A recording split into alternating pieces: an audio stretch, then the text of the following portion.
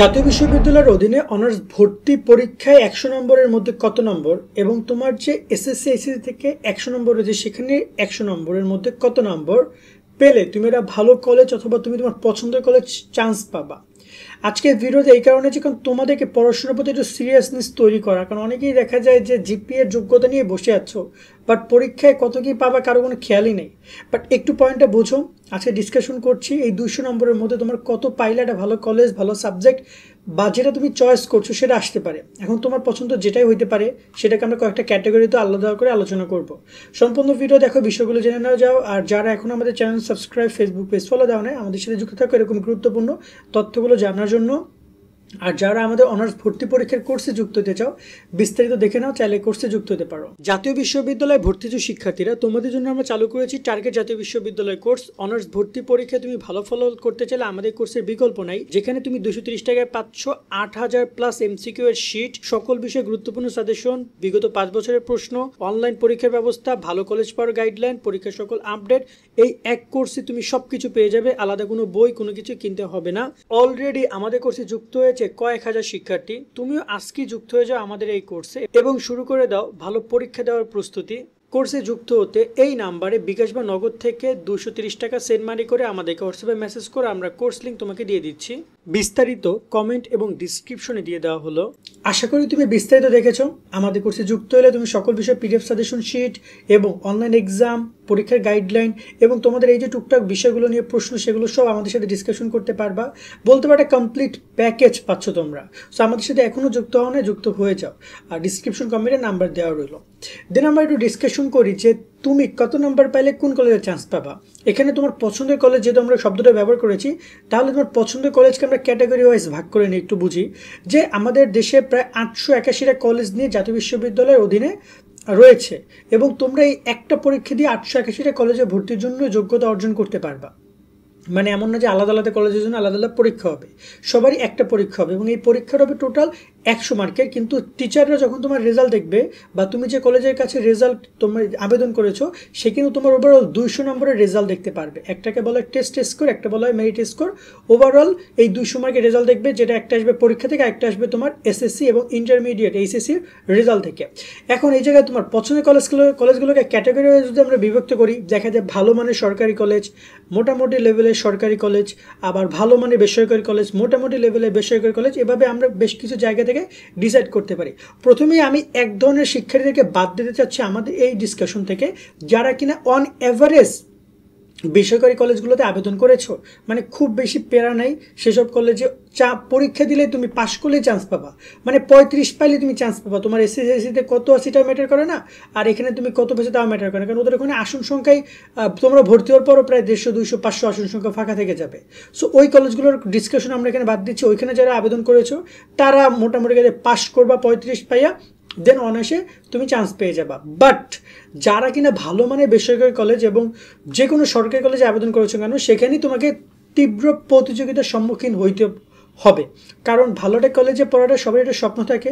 আবার এখানে প্রায় 4 বছর একটা সাবজেক্টের উপর কেরিয়ার গঠন করবা, এটা তোমার কেরিয়ার সবচেয়ে বেশি, বা তুমি তোমার ভবিষ্যৎ চাকরির জীবন বলি বা যে কোনো জীবনে তোমার জন্য সবচেয়ে বেশি ইফেক্ট দিবে। সো এই জায়গায় অবশ্যই চাইবে সবাই একটা ভালো কলেজ, ভালো একটা সাবজেক্টকে বেছে নিতে, যাতে করে তার লাইফটা অনেক ইজি হয়, পড়াশোনার জার্নিটাও ইজি হয়।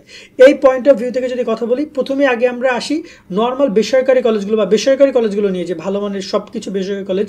দেখো, এটা যদি হয় তোমার বিভাগীয় পর্যায়ে বেসরকারি কলেজ, অথবা তোমার দেখা যায় যে একদম টপ লেভেলের বেসরকারি কলেজগুলো, সেসব কলেজে কিন্তু অবশ্যই সেখানেও অনেক পড়াশোনার খরচ থাকতে পারে, কিন্তু সেখানেও ভর্তি হতে গেলে তোমাকে যথেষ্ট পরিমাণের ভালো রেজাল্ট রাখতে হবে। ইন্টারমিডিয়েট এবং এসএসসিতে 2 পয়েন্ট হলে তোমরা আবেদন করতে পারছো। সো ওইখানে তুমি মোটামুটি 50-60 যদি তোমার থাকে 100-র মধ্যে, তাহলে ঠিক আছে। আর যদি তুমি এই ভর্তি পরীক্ষা মোটামুটি কায়দায় 60 থেকে 80 মার্ক রাখতে পারো, মানে 50 থেকে 60 অথবা 80 মার্ক রাখতে পারো, তাহলে অন অ্যাভারেজ যদি তোমার 120-130 হয়, তুমি মোটামুটি বা অন অ্যাভারেজ যে কলেজগুলো রয়েছে খুব ভালো মানে না হলেও বেসরকারি কলেজগুলোতে চান্স পাবা। আর যদি একদম হাই লেভেলে ভালো ভালো বেসরকারি কলেজে চান্স পেতে চাও, সেখানে 130 উপরেও লাগতে পারে, কারণ এখানে কতজন আবেদন করবে, কতজন শিক্ষার্থী আবেদন করেছে, তাদের রেজাল্ট কি, তার উপর অনেক কিছু নির্ভর করে। বাট এটা আমরা একটা অন অ্যাভারেজ একটা হিসাব করছি যে চেষ্টা করো মিনিমাম ওভারঅল 200 মার্কের মধ্যে 130 আপ রাখার, তাহলে ভালো বেসরকারি কলেজগুলো তোমার কপালে জুড়ে যাবে। দেখো এই কথাগুলো আমরা বলছি জাস্ট আমাদের ধারণা থেকে, আমরা গত কয়েক বছর কাজ করছিলাম সেই পার্সপেক্টিভ থেকে, কিন্তু এটা বলাটা অসম্ভব, কারণ একটা কলেজে কতজন আবেদন করবে, কতজন শিক্ষার্থী আবেদন করেছে, তাদের রেজাল্ট কী ছিল, তারা ভর্তি পরীক্ষায় কেমন ফলাফল করছে, কলেজগুলো কেমন স্টুডেন্ট চায়, তার উপর নির্ভর করে। বাট তোমাদের কিন্তু এখানে একটা আলোচনা আমরা করছি জাস্ট তোমাদেরকে একটু বোঝানোর জন্য, কিন্তু তোমার জায়গা থেকে তোমার বেস্টটা ট্রাই করতে হবে, কারণ তোমার হাতে শুধুমাত্র পরীক্ষা বেস্টটা দেওয়ারই সুযোগ আছে, বাকি কোনো কিছু তোমার হাতে নাই। তোমার ওখানে 170 লাগবে আমি বলে দিলাম, কিন্তু ওখানে যাই দেখা যায় যে 190ও লাগছে, 180ও লাগছে, এমন এমন কলেজ আছে যেখানে 180ও লাগবে। ঠিক আছে, এবার আসি সরকারি কলেজগুলো নিয়ে কথা বলতে।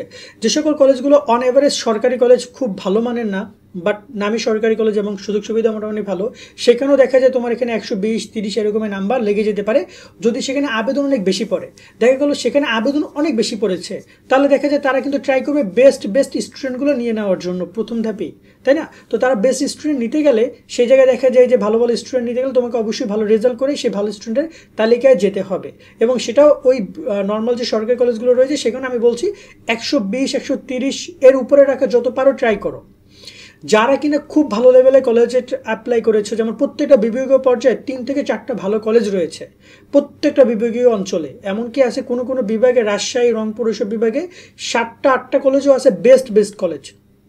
এই ধরনের কলেজগুলো, বা যেমন ধরুন যে সরকারি কলেজগুলো, এবার আছে যে একদম জেলা পর্যায়ে সরকারি কলেজ হয় না, যে ব্রাহ্মণবাড়ি সরকারি কলেজ, কুমিল্লা সরকারি কলেজ, অথবা তোমার এখানে যদি বলি নোয়াখালী সরকারি কলেজ, অথবা এই যে বরিশাল সরকারি কলেজ, পটুয়াখালী সরকারি কলেজ, এরকম যে সরকারি কলেজগুলো আছে একদম জেলা পর্যায়ে, এই কলেজগুলো তোমরা এই আন্ডারে নিয়ে নিতে পারো। এই সব কলেজের ক্ষেত্রে তোমার কম্পিটিশন লেভেলটা অনেক বেশি থাকবে, এখানে 150-160ও অনেক সময় কম হয়ে যেতে পারে। সো ট্রাই করো, যাতে এসএসসিতে দেখা যায় যে এখানে 70-80 আছে, তারা চেষ্টা করে আরও 70-80 পরীক্ষা রাখার জন্য। পরীক্ষা যদি আরও 70-80 রাখতে পারো তবে তুমি সেখানে চান্স পাবা। মনে রাখবে একটা কলেজে কিন্তু আসন সংখ্যা আছে, ধরে নাও যে আমি যদি বগুড়া আর্যদার কথা বলি, ওইখানে আসন সংখ্যা সর্বোচ্চ 2,500-3,000, বাট আবেদন করবে মিনিমাম 20,000-25,000 স্টুডেন্ট আবেদন করতে পারে। আনন্দমোহন কলেজ সম্পর্কে তো তোমরা জানো, ময়মনসিংহের এটা বেস্ট কলেজ, এবং ওখানে স্টুডেন্ট ধরো যে আসে ধরো 3,000-4,000 এরকম থাকতে পারে, আমি সেও জানি না, গেস করে বলছি, বাট ওখানে আবেদন করবে 25-30,000 স্টুডেন্ট, তো তাদের মধ্যে থেকে বেস্ট 4,000 স্টুডেন্ট নেওয়া তো টাফ। সেই জায়গায় তারা কিন্তু ওই বেস্ট স্টুডেন্টকে নেবে যারা আদৌ বেস্ট, তারা ভর্তি পরীক্ষা ভালো করছে, আবার তাদের রেজাল্টও ভালো। সো বুঝতে পারছো নিশ্চয়ই। এখন আরেকটা বিষয় হচ্ছে যে তাহলে ভাই আমরা কী করবো, আমরা কি সরকারি কলেজে আবেদন করবো না? তুমি প্রথমবার সরকারি কলেজে আবেদন করে দেখতেই পারো, যদি তুমি চান্স পাও এবং ভর্তি পরীক্ষা যদি তুমি ভালো দাও, চান্স পেয়ে গেলা তো আলহামদুলিল্লাহ, চান্স পাইলে। বাট যদি তুমি চান্স না পাও, সেক্ষেত্রে আবার রিলিজ স্লিপে গিয়ে বেসরকারি কলেজে ট্রাই করতে পারো। এক্ষেত্রে আমার কোর্সে যারা যুক্ত হয়েছে অনেকে আমাকে প্রশ্নটা করে যে ভাই আমি কি ওই কলেজে আবেদন করবো, আমার রেজাল্ট এত। আমি সবাইকে বলি তুমি ট্রাই করো তোমার জায়গা থেকে, বাকিটা আল্লাহ ভরসা। না পাইলে তুমি তো রিলিজ স্লিপে আবারও একাধিক কলেজে আবেদনের সুযোগ পাবা। প্রথম রিলিজ স্লিপে 5টা, পরের রিলিজ স্লিপে আরও 5টা কলেজে আবেদনের সুযোগ পাবা। সো তুমি কেন টেনশন করছো? সো তোমার জায়গা থেকে তোমাকে ট্রাই করতে হবে, তোমার জায়গা থেকে বেস্ট ট্রাই করতে হবে, ভালো এক্সাম দাও। অনেকে বলতে পারো ভাইয়া আমাকে, অনেকেই এর পরে ভিডিও পরে অনেকে মেসেজ করতে পারে আমাদের কোর্সের নাম্বারে, আমরা রিপ্লাই দিব না, আবারও বলে দিচ্ছি যে ভাইয়া যে আমি এত পাইছি, এখন কত পাইলে আমি অমুক কলেজে চান্স পাবো। এই ধরনের প্রশ্নের অ্যান্সার আমাকে যতজন করেছে, আমি ম্যাক্সিমাম কোশ্চেনের অ্যান্সার আমাদের কোর্স থেকে বলে দেওয়া হয়েছে, কাউকে যেন অ্যান্সার না দেওয়া হয়, কারণ এই ধরনের অ্যান্সার প্রশ্ন করাটাই বোকামি। কারণ কত হলে চান্স পাবে তার কোনো গ্যারান্টি নেই, তোমাকে তোমার বেস্টটা দিতে হবে। যদি মার্কের কথা বলে, তাই আমি বলবো 100তে 100ই তোমার পাওয়া উচিত, কারণ এছাড়া বলা সম্ভব না যে কত পাইলে চান্স পাবা। তাই তোমার জায়গা থেকে তুমি বেস্টটা দেওয়া ট্রাই করো, বাট তোমরা মাথায় এরকম রাখবা যে আমার অন্তপক্ষে 70-80 মার্ক আমার রাখলে একটা সম্ভাবনা তৈরি হচ্ছে ভালো কলেজগুলোতে চান্স পাওয়ার।